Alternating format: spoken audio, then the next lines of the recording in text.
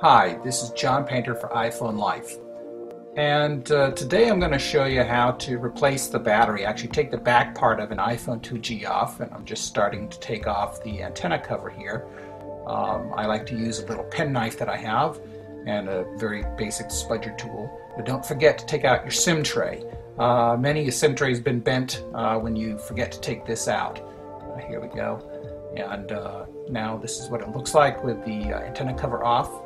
There are 3 screws. I actually broke them, broke one of them on the left side there.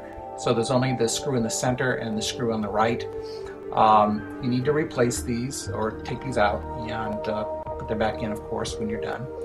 Now I like to take the back off, and by the way, the back almost will never come off without some kind of damage. But this is the tool that I found to work the best. It's common to get at Radio Shack or almost any electronics store. Just pop the back off a little bit. I'm going to get my spudger again and further take this off. Now I have a spudger that's kind of blunted. In other words, the fine tip has come off. I've worn it off, and this is actually good because the gap here, as you can see, is pretty big around the back casing and the rim. And you just got to work it in there, and you'll be surprised how hard it is to pop it off. And this is why a lot of aluminum cases on these phones get ruined. And you just see right there that I popped a little bit of the aluminum, but you can bend aluminum back. So you just take it apart. You got to watch out for that ribbon cable. The best way to get the wires off, snip them.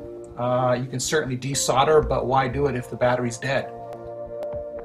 Here we go, ready for the trash. So I like to take a lot of precautions when I'm soldering. Please do not do this unless you feel very comfortable soldering things. I have to say that it is possible for the battery to blow up, and actually you'll see right there I like to use a little heat sink. I don't use it on the ground too often, but here we go with a white, and I'll use it certainly on the positive. You're going to attach them with black, white, and red in that order. You're going to reattach your fresh battery. Now you'll notice that I put a little white piece of cloth over the battery, and partly it's just because my hands get sweaty and I don't want to get sweat all over everything. The other part of it is, if the battery happens to blow up, well, I have eyeglasses on, but I also want to have something between me and the battery. But I just found the heat sink to be just another way to take precaution. And here we go, the white's back on. Red will go on the same way. The red always goes on last. Please don't forget that if you attempt this yourself. Here we go, and it's that simple. So again, you're going to put the back casing on the same way you took it off, and remember to put on your 3 screws, though for me, because I'm a klutz, I only have 2 screws to put back on. And here they go, just going back in.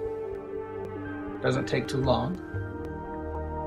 And of course you put the cover back on, the antenna cover. It's not too hard to do. It will snap in there, but let me show you a little trick here.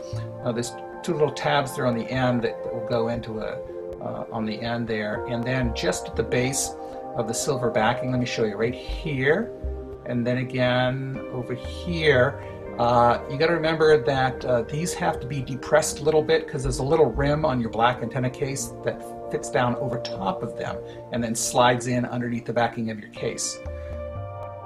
Now remember, your case is probably going to have a few dings or dents in it from where you took it apart, but that's okay because here's the moment of truth. Let's see if it powers up, and ta-da! It does.